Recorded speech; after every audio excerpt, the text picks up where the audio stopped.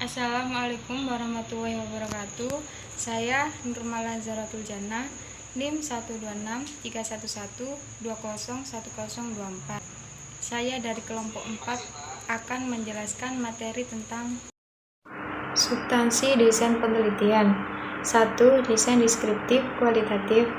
Format desain deskriptif kualitatif memiliki kesamaan dengan desain deskriptif kuantitatif. Karena desain deskriptif kualitatif bisa disebut dengan desain kualitatif atau desain kualitatif semu. Desain ini belum benar kualitatif karena bentuknya masih dipengaruhi oleh tradisi kuantitatif. Seperti format desain kualitatif verifikatif. Deskriptif kualitatif menganut paham fenomenologis dan postmortemisme. 2. Desain kualitatif verifikatif. Format desain kualitatif verifikatif ini merupakan sebuah upaya pendekatan induktif terhadap seluruh proses penelitian yang akan dilakukan.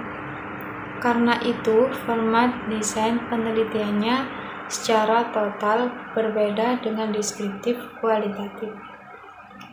Format ini lebih banyak mengkonstruksi format penelitian dan strategi memperoleh data di lapangan, sehingga format penelitiannya menganut model induktif. Namun, dalam hal memperlakukan teori, format kualitatif verifikatif lebih longgar dalam arti tetap terbuka pada teori, pengetahuan tentang data, dan tidak mengharuskan peneliti menggunakan kacamata kuda. 3. Desain grounded theory. Penelitian grounded dikenalkan oleh Glaser dan Staurus pada tahun 1967. Merupakan reaksi tajam dan sekaligus memberi jalan keluar dari dalam ilmu sosial dengan memberatkan sosiologi.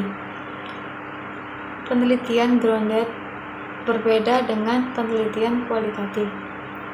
Di penelitian grounded, peneliti langsung ke lapangan dan rumusan masalah ditemukan di lapangan juga. Kredibilitas peneliti grounded merupakan utama dalam menggunakan metodologi ini, karena secara utuh penelitian ini membutuhkan keterbukaan mata dan telinga secara responsif. Arus informasi penelitian ini tidak saja menggunakan cara pandang induktif, namun juga berputar antara data dan peneliti. 2. Mengonstruksi desain penelitian. Pada umumnya, desain penelitian kualitatif menggunakan terminologi yang sama, termasuk juga menggunakan konsep-konsep yang sama. Hampir tidak ada perbedaan yang perlu dijelaskan, kecuali formatnya yang terpisahkan berdasarkan desain masing-masing penelitian kualitatif. Secara umum, contoh bagaimana desain penelitian kualitatif antara lain: 1. Merancang judul penelitian kualitatif. 2. Merancang konsep kualitatif. 3. Rumusan masalah dan tujuan penelitian. 4. Indikasi fenomena. 5. Objek dan informan penelitian. 6. Cara memperoleh informan penelitian. 7. Metode pengumpulan data dan analisis strategi data. 8. Teknik analisis data kualitatif.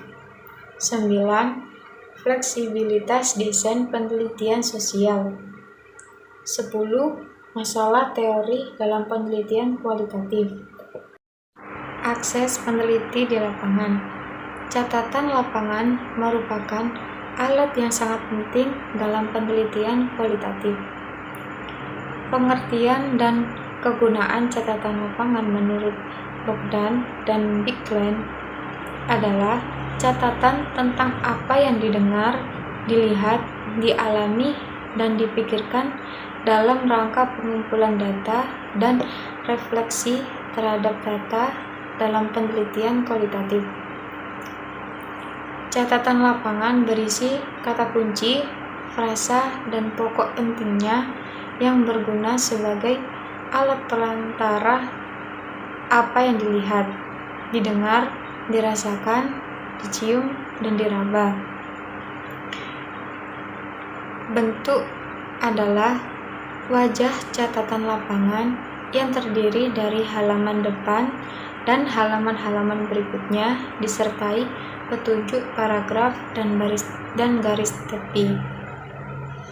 3. Isi catatan lapangan terdapat bagian deskriptif, berisi gambaran tentang latar pengamatan orang, tindakan, dan pembicaraan. Dan bagian reflektif berisi kerangka berpikir dan pendapat peneliti, gagasan, dan kepeduliannya. 4. Proses penulisan catatan lapangan.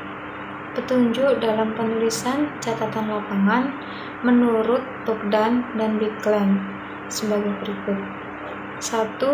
Catatan lapangan langsung dikerjakan tanpa menunda waktu sedikitpun. 2. Tidak berbicara kepada siapapun sebelum peneliti menyusun catatan lapangan. 3. Mencari tempat sepi yang tidak terjangkau oleh gangguan dan menyiapkan alat yang dibutuhkan. 4. Jika peneliti pertama kali berada di lapangan dan hendak mengerjakan, sediakan waktu yang cukup untuk keperluan membuat catatan tersebut. 5. Membuat kerangka dan diurutkan secara kronologis menggunakan kata konkret bukan abstrak. 6. Disusun secara kronologis atau disusun berdasarkan judul. 7.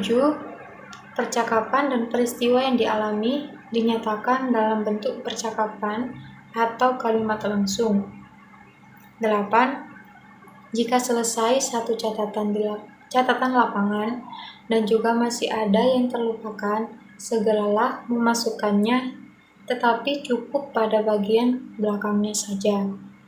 9. Mengatasi dengan menggunakan cara lain mencari suasana untuk sementara waktu dalam menyusun catatan lapangan agar tidak menimbulkan kebosanan.